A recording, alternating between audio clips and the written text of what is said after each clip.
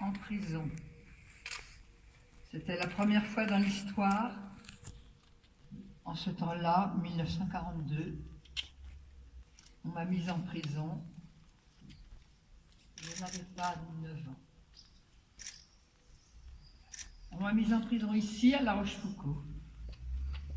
Ici passait une sorte de frontière qu'on appelait la ligne de démarcation qui coupait la France en deux.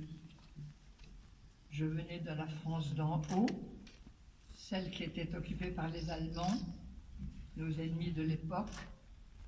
Je voulais passer cette ligne de démarcation, passer dans la France d'en bas, qu'on croyait libre, parce qu'elle avait à sa tête un vieux militaire glorieux. Il s'appelait Philippe Pétain, mais il avait oublié sa gloire, puisqu'il obéissait aux Allemands de l'époque, nos ennemis. On m'a donc arrêté ici, à La Rochefoucauld.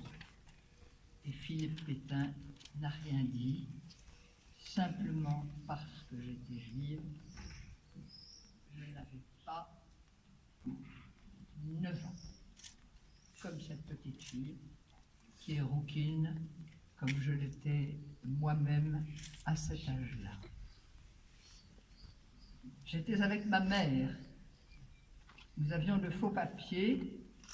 Comme tous les juifs, nos papiers étaient marqués d'un gros tampon juif en rouge. Il fallait donc les remplacer. On nous a interrogés pour nous faire avouer la vérité.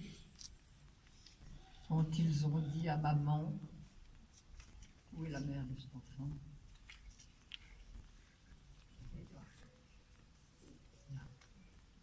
Quand ils ont dit à maman, si vous n'avouez pas, nous emmenons l'enfant. Elle a dit, oui, nous sommes juifs. On nous a emprisonnés ici, à La Rochefoucauld.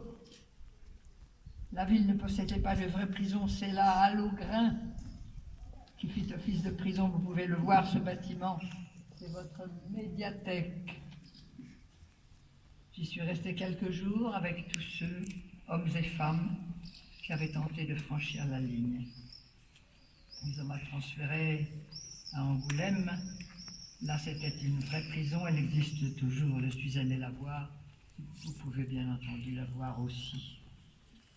Le 26 juillet 1942, ici, à La Rochefoucauld, a commencé mon terrible voyage. Il devait durer 3 ans et me mener de camp en camp, Poitiers, Drancy, Pithiviers, Beaune-la-Hollande, de nouveau Drancy, enfin le camp de concentration de Bergen-Belsen. C'est la première fois que je reviens ici, à La Rochefoucauld. Ma mère n'est plus là, hélas, mais je suis encore bien vivante. J'ai 85 ans, des enfants, des petits-enfants, des arrière-petits-enfants. Ce qu'ils ne voulaient pas. Moi, j'appelle cela une victoire. Et j'espère que vous êtes d'accord avec moi. Je m'adresse aujourd'hui à tous les enfants qui n'ont pas 9 ans pour leur dire qu'ils vivent dans un pays en paix. Ils ne peuvent pas comprendre, bien sûr, c'est difficile ce qu'est la paix lorsqu'on y est habitué.